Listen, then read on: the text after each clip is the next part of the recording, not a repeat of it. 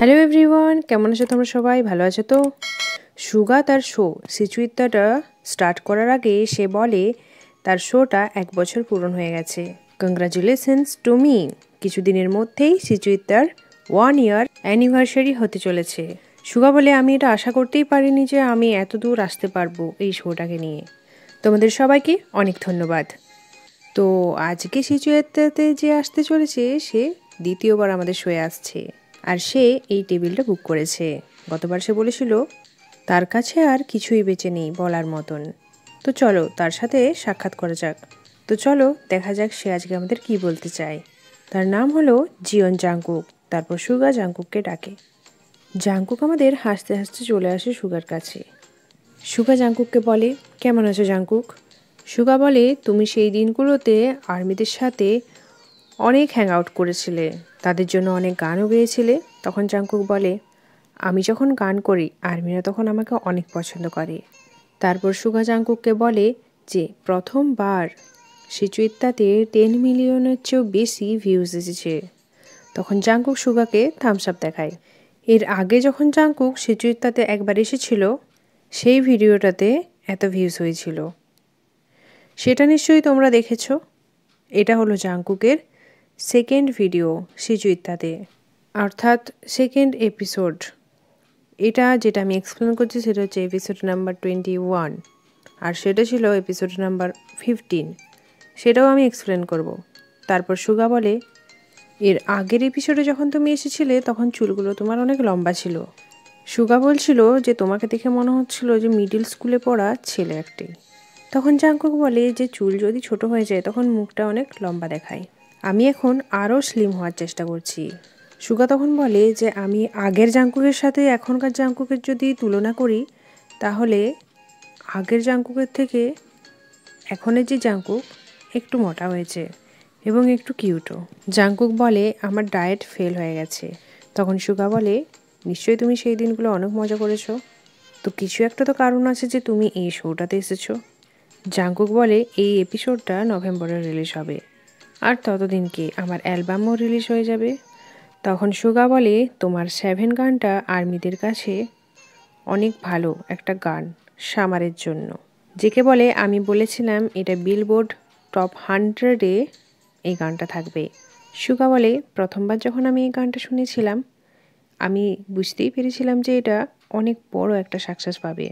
এই গানটা তো এখন গ্লোবাল চ্যাট ডমিনেট করছে। তো এখন তোমার কি ফিল হচ্ছে? যেকে বলে আমি অনেক আত্মবিশ্বাসী ছিলাম, কিন্তু এটা আমার কল্পনার চেয়েও অনেক এগিয়ে গেছে। সুগা বলে এটা নিয়ে আমরা আরও কথা বলবো ড্রিঙ্ক করতে করতে। তখন জেকে বলে আমি একটা ভালো জিনিস নিয়ে এসেছি, জাপানিজ হুইস্কি। তখন সুগা বলে তুমি এই দিনগুলোতে অনেক বেশি ব্যস্ত হতে চলেছ।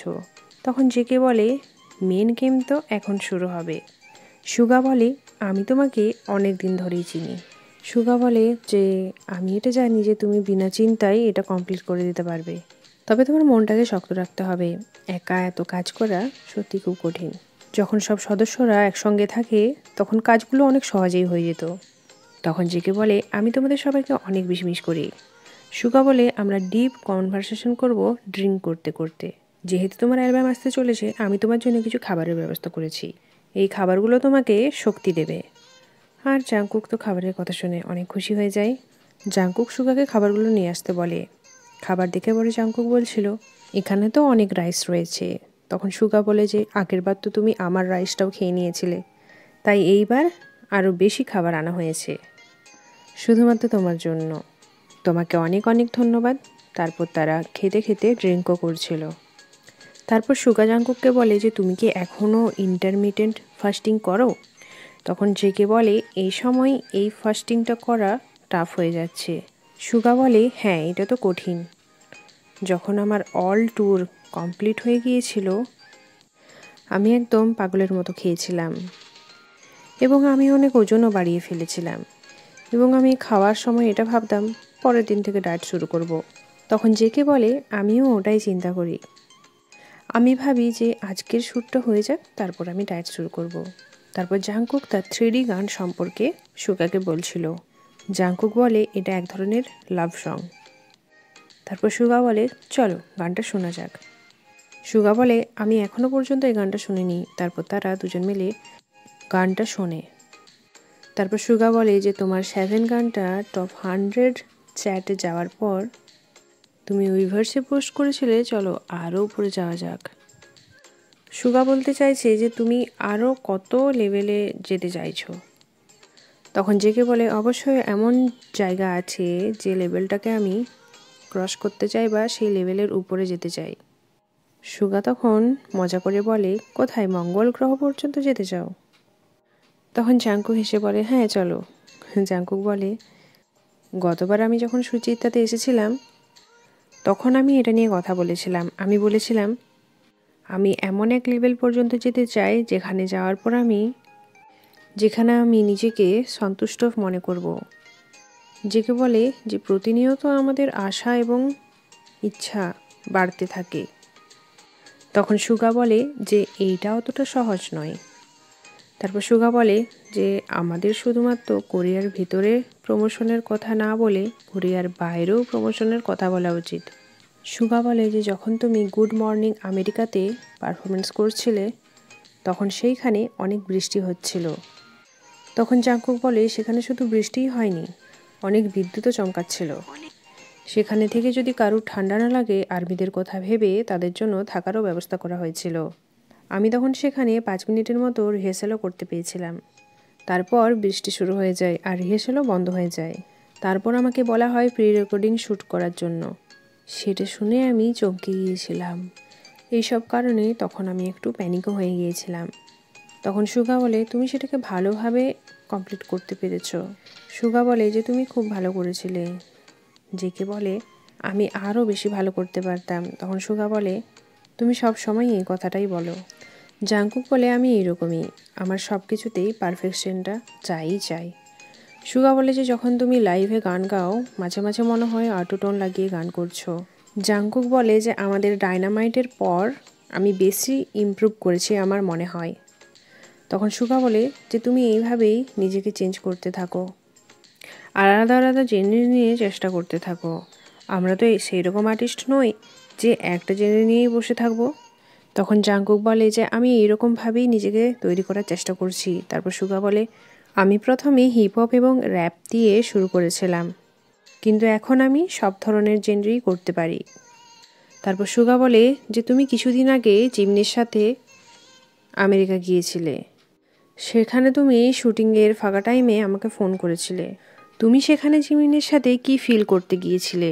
জাংকুক বলে যে জিমিন আমাকে হঠাৎ করেই ফোন করে বলছিল আমি আগামীকাল ইউএস যাচ্ছি। তখন জাংকুক বলছিল কেন, তুমি কি কিছু ফিল্ম করতে যাচ্ছ?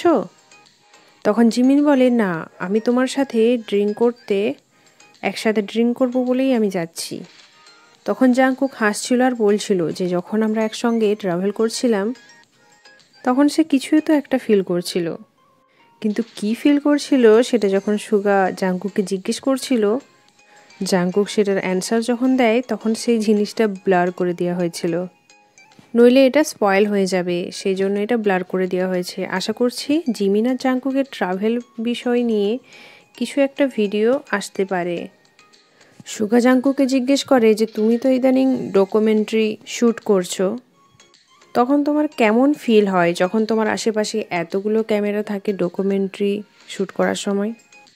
যখন আমরা অর্থাৎ বিটিএস সদস্যরা একসঙ্গে কাজ করি তখন সব ক্যামেরাগুলো একজনের ওপর তো ফোকাস করে না।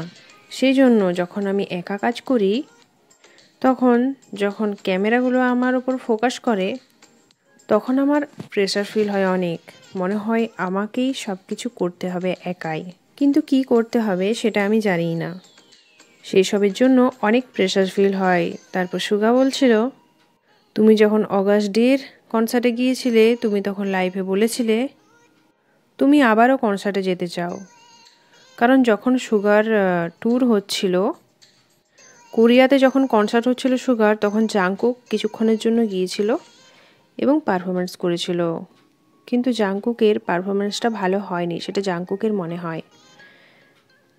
তাই জাংকুক লাইভে এসেছিল এবং বলেছিল যে আমাকে যদি সুগা আরেকবার তার কনসার্টে ডাকে তাহলে আমি যাব, সেই কোশ্চেনটাই সুগা জাংকুককে করেছে। তখন জাংকুক বলে যে সত্যি কথা বলতে আমি তোমাকে সাপোর্ট করার জন্য যেতে চেয়েছিলাম। আমি ভেবেছিলাম যে আমি যদি যাই তাহলে তুমি আরও উৎসাহিত হবে। সুগা বলছিল কনসার্ট করার সময় সত্যিই আমার এটা মনে হয়েছে যে আর্মিরা আমাদেরকে অনেক মিস করে। তখন জাংকুক বলে যে তুমি আসলেই আর্মিদের কথা অনেক ভাবো, তুমি আর্মিদের জন্য ওয়ার্ল্ড ট্যুর করেছো। তারপর সুগা বলে আমি যদি এটা না করতাম তাহলে একটা অনেক লম্বা বড় গ্যাপ রয়ে যেত। তারপর সুগা বলে আমি ভিডিও ফ্যান সাইন ইভেন্টও করেছি, আমি প্রথমবারের মতো মিনি ফ্যান মিটিংও করেছি, একেবারে একা। তারপর জাংকুক বলে আমিও এইগুলো করতে যাচ্ছি। তারপর হঠাৎ করেই সুগা খেয়াল করে যে ক্যামেরার পেছনে ভি রয়েছে। তখন সেটা দেখে জাংকুকও শকড হয়ে গিয়েছিল। জাংকুক ভিকে দেখে বলছিল যে আমরা এখন শোয়ের মাঝামাঝি অবস্থায় রয়েছি এবং অনেক সিরিয়াস বিষয় নিয়ে কথা বলছি, তুমি দয়া করে এখন যেতে পারো। কিন্তু ভি কথা শোনে না, ভি যেয়ে পড়ে জাংকুকের পাশে বসে যায়। তখন সুগা ভিকে বলে যে তুমি কি করে জানলে যে আমরা এখানে সিচুইতার শ্যুট করছি? তখন ভি বলে আমি ক্রু মেম্বারদের কাছ থেকে জানতে পেরেছি। ভি সেখানে বসে পড়ে বলে যে আমার কি একটু মেকআপ করা উচিত? তারপর তারা খেতে লাগিয়ে দেয় এবং জাংকুক বলে যে তুমি এমনিতেই দেখতে অনেক সুন্দর, তোমার মেকআপ করার কিছুই দরকার নেই। তারপর ভি বলছিল যে আজকের স্টার তো জাংকুক, আমি আজকে ওকে সাপোর্ট করতে এসেছি। তারপর সুগা ভিকে জিজ্ঞেস করে যে তুমি কি ড্রিঙ্ক করবে? তখন ভি বলে না, কারণ ভি তখন ডায়েট করছিল। ভি সুগাকে বলে তোমার কাছে তো সবেরই স্টক রয়েছে। এইদিকে জাংকুক আর সুগা যখন কথা বলছিল ভি ওইদিকে খেয়েই যাচ্ছিল। সুগা ভিকে বলছিল এখন আমাদের একটু অ্যালবাম নিয়ে কথা বলা উচিত, আর অ্যালবামের নাম হলো গোল্ডেন, আর সেটা অলরেডি এসেই পড়েছে।